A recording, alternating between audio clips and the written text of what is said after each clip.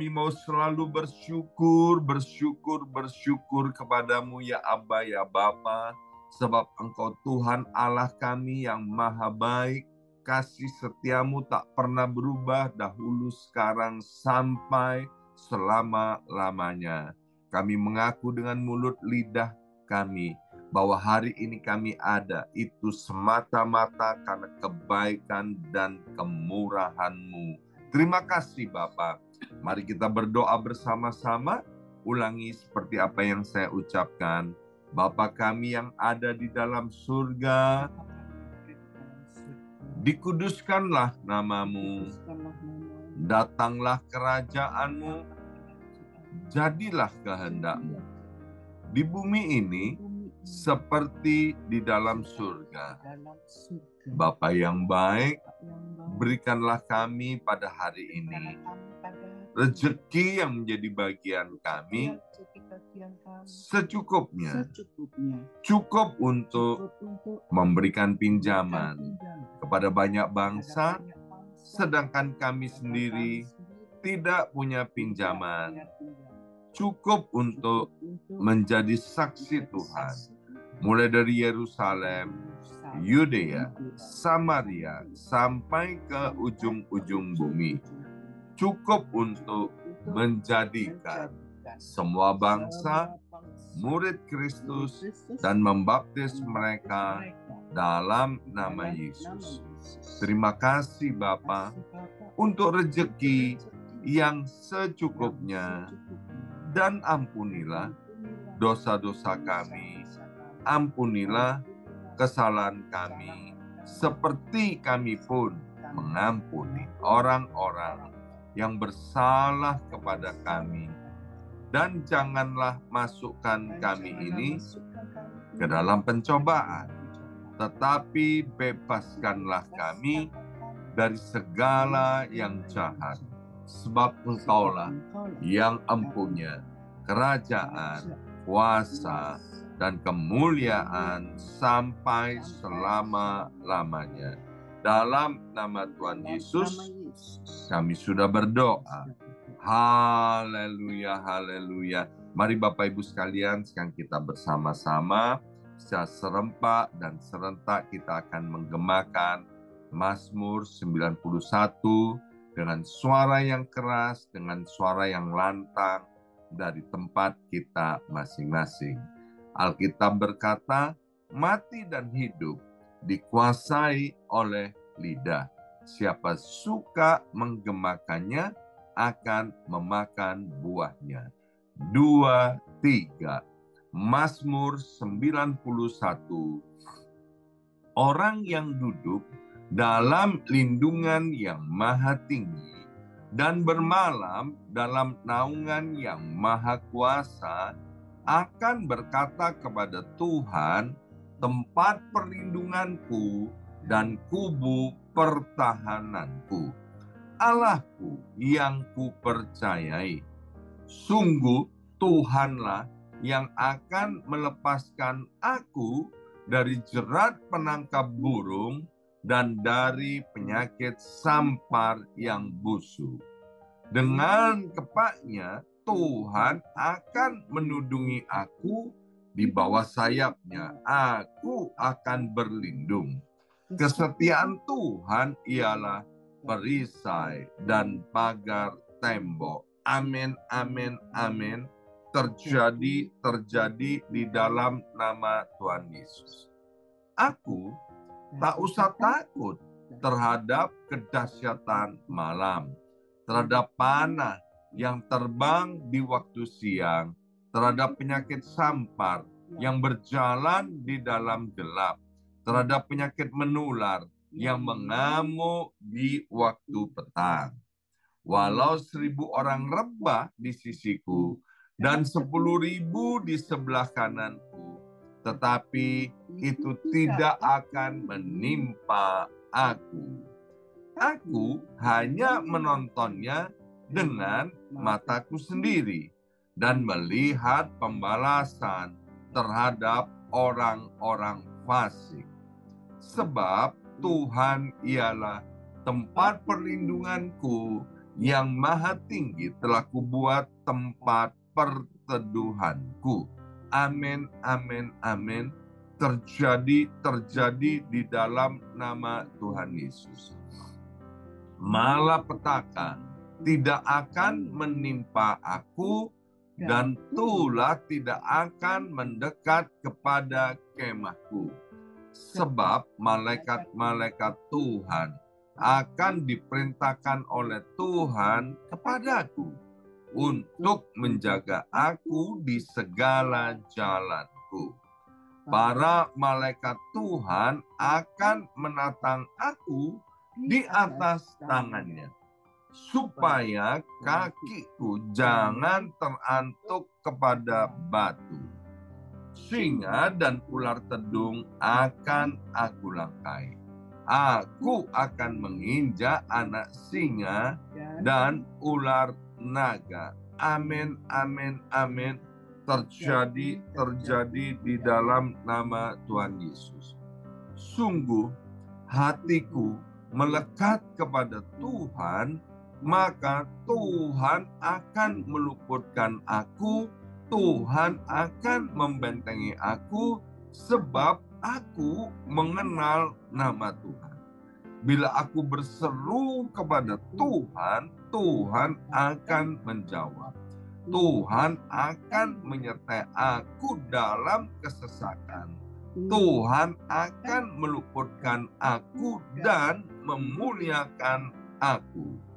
Dengan panjang umur akan Tuhan kenyangkan aku, dan akan Tuhan perlihatkan kepadaku keselamatan daripadanya. Amin, amin, amin. Terjadi di dalam nama Tuhan Yesus. Terima kasih ya Aba ya Bapa untuk kesempatan yang baik dan indah ini.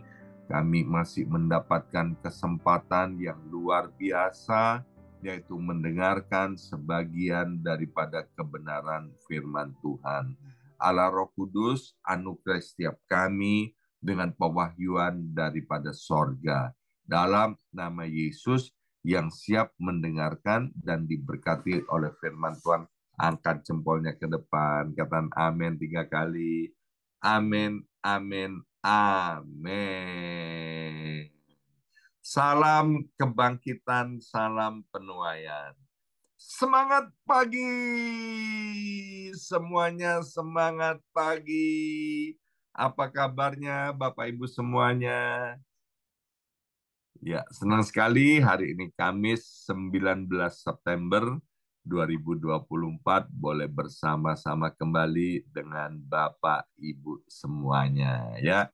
Nah, Bapak Ibu sekalian yang dikasih oleh Tuhan, saya dan istri salah satunya selain sebagai gembala, Bapak Ibu sekalian kami juga melayani sebagai konselor, khususnya jemaat-jemaat Tuhan ya.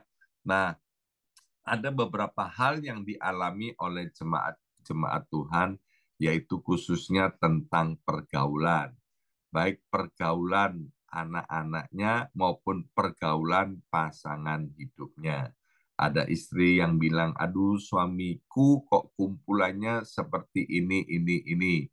Ada suami yang mengeluhkan juga tentang teman-teman daripada istrinya. Ya, ada orang tua juga prihatin dengan apa yang ada di dalam lingkungan anak-anaknya. Saya selalu katakan begini bahwa Raja Wali itu akan terbang dengan burung yang sama.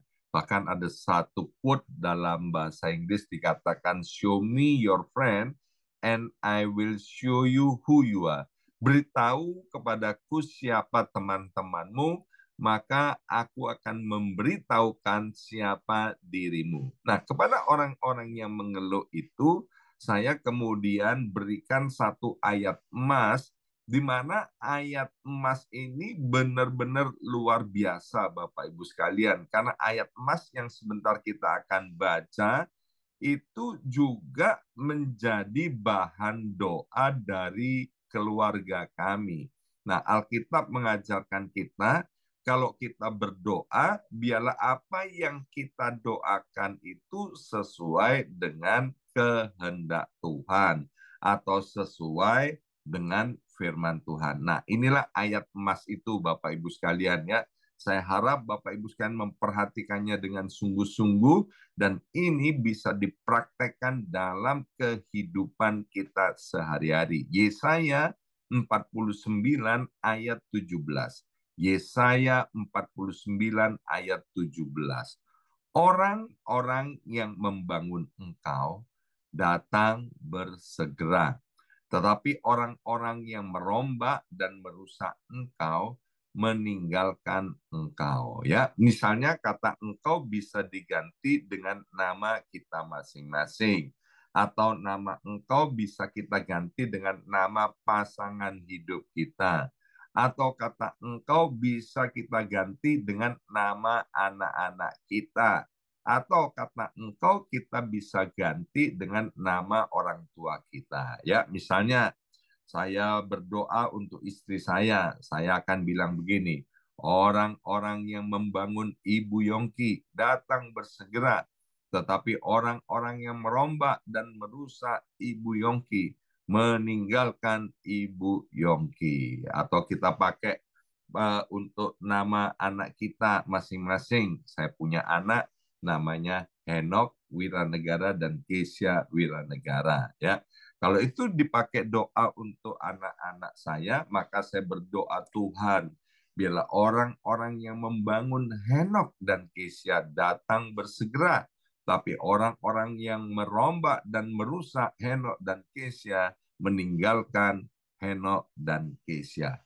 Bapak Ibu sekalian, ini benar-benar ayat firman dan doa yang luar biasa. Saya mendengarkan kesaksian daripada para orang tua, juga suami dan istri, bagaimana setelah mereka berdoa dengan sungguh-sungguh memakai ayat ini, Bapak Ibu sekalian, maka perlahan-lahan dengan cara Tuhan yang ajaib, itu orang-orang yang membuat ya kerusakan, orang-orang yang membuat misalnya anak-anak kita menjadi kurang ajar atau yang menyebabkan pasangan hidup kita tidak bisa mengasihi kita, mereka itu secara perlahan-lahan tapi pasti mulai meninggalkan mereka ini. Wow, luar biasa. Dan sebaliknya kemudian Tuhan kirimkan orang-orang lain untuk membangun ya. Nah, saya akan sampaikan pada tahun 1945 waktu Perang Dunia Kedua, Bapak Ibu sekalian, itu beberapa kota di Eropa itu mengalami kerusakan yang parah. Salah satunya Warsawa yang ada di Polandia, Dresden yang ada di Jerman, dan Rotterdam yang ada di Belanda.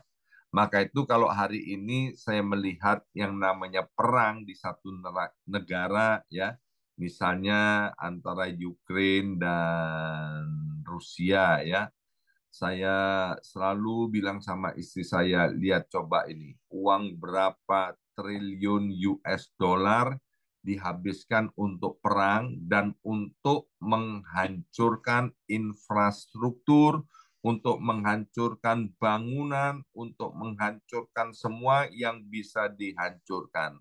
Aduh, hati saya itu jadi miris. Belum lagi kemudian orang-orang yang meninggal dunia yang tidak terhitung banyaknya, Bapak Ibu sekalian ya, dibangun dengan biaya yang mahal, kemudian dihancurkan oleh perang. Nah, kembali kepada apa yang terjadi di Warsawa, Dresden, dan Rotterdam. Setelah perang dunia itu selesai, Bapak Ibu sekalian, tentu kota-kota ini dalam keadaan hancur, dalam keadaan puing-puing ya. Nah, orang-orang yang meninggalkan kota itu waktu perang, setelah perang berhenti, mereka berbondong-bondong kembali ke kotanya masing-masing. Ya, tentu mereka meratapi apa yang sudah terjadi. Tapi mereka segera move on dan kemudian bergotong royong dengan semangat bekerja sama satu dengan yang lain itu membangun kembali kota-kota itu. Dan kita lihat sekarang Warsawa, Dresden, dan Rotterdam itu menjadi kota yang jauh lebih maju, modern daripada sebelum terjadinya Perang Dunia pada tahun 1945 itu, Bapak Ibu sekalian. Nah, demikian juga apa yang terjadi dalam hidup kita. Mungkin hari ini kita sedang menghadapi suatu kerusakan yang menurut kita parah, Bapak Ibu sekalian. Tetapi percayalah bahwa Tuhan mau apa yang rusak itu diperbaiki, dipulihkan. Seperti di dalam Yesaya 49 ayat 17 yang baru saja kita baca ini ayat berbicara tentang pemulihan yang Tuhan janjikan. Maka itu inilah judul renungan kita pada hari ini. Pemulihan yang Tuhan janjikan. Tuhan itu, Bapak Ibu sekalian, tidak pernah meninggalkan kita. Bukankah namanya adalah Allah Immanuel? Jadi waktu kita mengalami kerusakan, ya mungkin itu kerusakan dalam karakter, kerusakan dalam keluarga, kerusakan dalam ekonomi, dalam pekerjaan, dan lain sebagainya. Ingat, saya selalu sampaikan bahwa Tuhan itu adalah Allah yang maha tahu, Allah yang maha hadir, Allah yang maha kuasa. Nah, karena Tuhan itu seperti itu, Bapak Ibu sekalian, maka ketika ada yang namanya kehancuran, seperti Yesaya 49 ayat 17, maka Tuhan akan mengirimkan orang-orang untuk membangun kembali kehidupan kita masing-masing. Kalau Yesaya 49 ayat 17 dalam konteks yang besar itu pembangunan kembali Israel, tetapi di dalam kehidupan sehari-hari inilah pembangunan kembali Israel yang secara rohani. Setiap kita yang percaya kepada Yesus Tuhan, kita adalah disebut orang-orang Israel secara rohani. Hal yang pertama, dari Yesaya 49 ayat 17, bahwa janji pemulihan itu datang dari Tuhan sendiri. Nah, kalau Tuhan itu berjanji, dalam kitab Bilangan dikatakan dia bukan manusia, tapi dia Allah. Kalau Tuhan berjanji, maka Tuhan pula yang akan menggenapi. Dalam Kisah Rasul pasal 3 ayat 21, ini ayat favorit saya juga, dikatakan bahwa Kristus itu harus tinggal di sorga sampai waktu pemulihan segala sesuatu. Seperti yang difirmankan Allah dengan perantaraan nabi-nabinya yang kudus di zaman dahulu. Bapak Ibu sekalian, ayat ini dengan terang benderang, dengan jelas, nggak usah ditafsir yang aneh-aneh, bahwa sebelum Tuhan datang untuk kedua kalinya di atas muka bumi ini, maka pemulihan itu harus terjadi terlebih dahulu. Pertanyaannya, apakah kita mau dipulihkan atau tidak mau dipulihkan? Ya, seperti keluarga saya, keluarga Yosua Yongki Wiranegara, ya waktu itu Bapak Ibu sekalian nggak ada harapan. Keluarga kami hancur, keluarga kami berantakan, keluarga kami tidak punya masa depan lagi, Bapak Ibu sekalian. Semuanya serba gelap. Tetapi ketika ada satu orang, yaitu istri saya, Ibu Yongki, dia mau bayar harganya, dia berdoa kepada Tuhan, minta pemulihan itu terjadi, Bapak Ibu sekalian, seperti Israel dipulihkan oleh Tuhan, maka keluarga Yosua Yongki Wiranegara Tuhan pulihkan. Seperti keluarga kami hari ini Tuhan pulihkan. Keadaannya jauh lebih baik daripada zaman-zaman hidup kami di masa-masa yang lalu. Tuhan yang sama akan dan pasti memulihkan kehidupan Bapak Ibu semuanya. Keluarga Bapak Ibu dipulihkan, anak-anaknya dipulihkan, ekonominya dipulihkan, pekerjaannya dipulihkan, kesehatannya dipulihkan, dan bahkan jauh lebih baik daripada sebelum-sebelumnya. Dan yang kedua, dari Yesaya 49 ayat 17 itu, Tuhan berbicara dengan jelas bahwa orang-orang yang menyebabkan kerusakan itu, orang-orang kurang ajar itu, orang-orang usil itu, orang-orang yang telah merombak hidup kita atau anggota keluarga kita akan pergi. Ya, kita lihat bagaimana di dalam kitab Keluaran, ya, ketika bangsa Israel itu ada di dalam penjajahan selama 450 tahun. Orang-orang Israel diperbudak oleh orang-orang Mesir. Dan kita tahu akhirnya Bapak Ibu sekalian, Tuhan bawa orang Israel keluar dari tanah Mesir untuk menuju tanah Kanaan.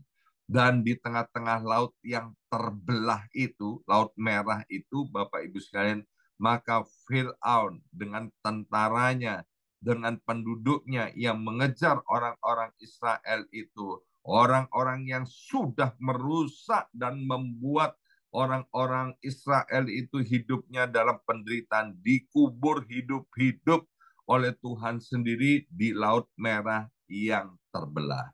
Di dalam kitab Esther, kita membaca, kita sudah mempelajari ada 3 tokoh, yaitu Esther, Haman, dan Mordekai.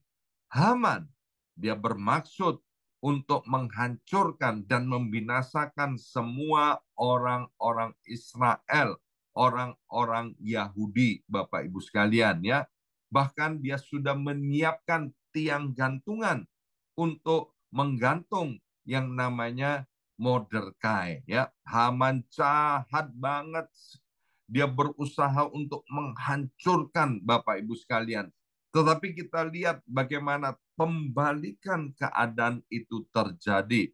Orang-orang yang mau menghancurkan Mordekai, orang-orang yang mau menghancurkan orang-orang Israel ini, khususnya Haman ini, akhirnya dia dihukum gantung di atas tiang gantungan yang dibuat oleh dirinya sendiri. Maka hari ini Bapak Ibu sekalian, ketika ada orang-orang seperti itu datang dalam hidup kita, orang-orang yang merusak, orang-orang yang menghancurkan, datanglah kepada Tuhan, berdoalah, pakailah Yesaya 49 ayat 17. Dan saya akan mendengarkan kesaksian daripada Bapak Ibu sekalian, bahwa Tuhan ini ayat luar biasa. Tuhan sudah tolong keluarga saya, Tuhan tolong suami saya, Tuhan tolong anak-anak saya, maupun Tuhan tolong istri saya, sehingga sekarang komunitasnya adalah orang-orang yang membawa keluarga kami semakin dekat dan cinta akan Tuhan. Ya, kemarin saya sempat ngobrol dengan seorang ibu. Saya bilang pentingnya memiliki karakter yang luar biasa, khususnya karakter yang cinta akan Tuhan. Sebab kepandaian, karunia, talenta itu cepat membawa orang ke puncak. Tapi untuk mempertahankan orang tetap ada di puncak, itu dibutuhkan karakter yang kuat, karakter yang cinta mati-matian akan Tuhan, karakter sebagai pribadi yang berintegritas. Sebab ketika seseorang ada di puncak, maka akan ada orang-orang iri hati, orang-orang kurang ajar, orang-orang jahat, orang-orang usil yang berusaha untuk menjatuhkan atau menghancurkan orang-orang yang ada di puncak itu. Dengan cara bagaimana? Tentu dengan berbagai-bagai macam cara yang tidak pernah disadari. Tapi kalau orang itu punya karakter yang kuat, Bapak Ibu sekalian, maka percayalah orang ini akan tetap diberkati oleh Tuhan untuk selama-lamanya. Maka itu salah satunya yaitu dengan berdoa agar orang-orang yang merombak itu pergi dengan sendirinya. Dan yang ketiga, dari Yesaya 49 ayat 17 itu berkata tentang pemulihan itu datang dengan segera. Bersama saya ucapkan, datang dengan segera. 2, 3. datang dengan segera. Dan Tuhan tidak pernah menunda-nundanya. Masih ingat nggak di dalam Alkitab Perjanjian Baru, ya? Dalam Markus pasal 10 itu dikisahkan tentang seorang yang bernama Bartimius, ya, Bartimius, ya. Bartimius itu adalah seorang pengemis yang buta. Waktu dia mendengar nama Yesus, dia tahu Yesus lewat, dia berteriak, minta tolong, ya. Tuhan, sembuhkan aku. Dan waktu itu Bapak Ibu sekalian, tanpa menunda-nunda, Yesus sendiri memanggil Bartimius, ya. Dan saat itu pula sekonyong-konyong mendadak sontak Bartimius itu sembuh. Hari ini Bapak Ibu sekalian, percayalah pertolongan itu segera datang dalam hidup kita. Maka itu datanglah kepada Tuhan. Bawalah Yesaya 49 ayat 17. Orang-orang yang membangun itu akan segera datang dalam hidup kita. Dan hal yang keempat dari Yesaya 49 ayat 17, kita belajar bahwa musuh itu kekuatannya hanya sementara. Tetapi pemulihan yang datang daripada Tuhan itu adalah kekal, ya.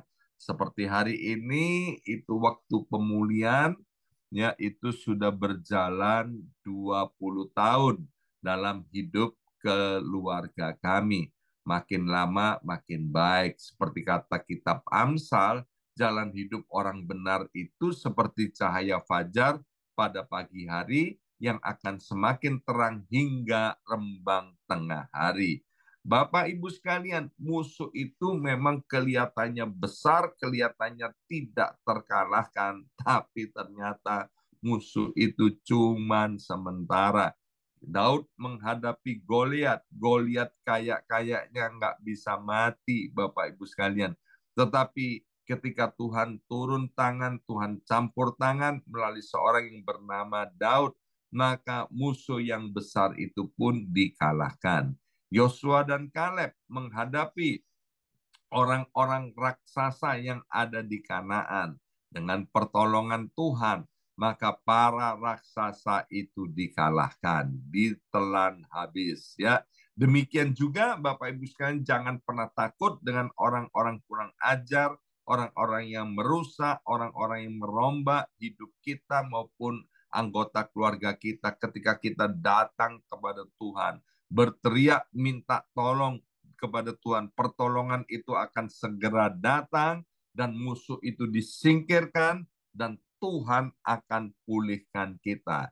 Dan yang terakhir dari Yesaya 49 ayat 17, pemulihan itu membawa kemuliaan bagi Tuhan, bukan membawa kemuliaan bagi diri sendiri. Maka itu setelah dipulihkan, Bapak Ibu sekalian, ayo pakai mulut lidah bibir kita untuk memberikan kesaksian kepada yang lainnya agar Tuhan ditinggikan. Melalui Yesaya 49 ayat 17, kalau Bapak Ibu sudah dipulihkan, ajarkan ayat ini kepada yang lainnya agar supaya mereka juga berdoa memakai Yesaya 49 ayat 17 ini agar hidup mereka, hidup keluarga mereka, hidup anak-anak mereka itu diangkat dan dipulihkan oleh Tuhan. Amin. Mari kita berdoa.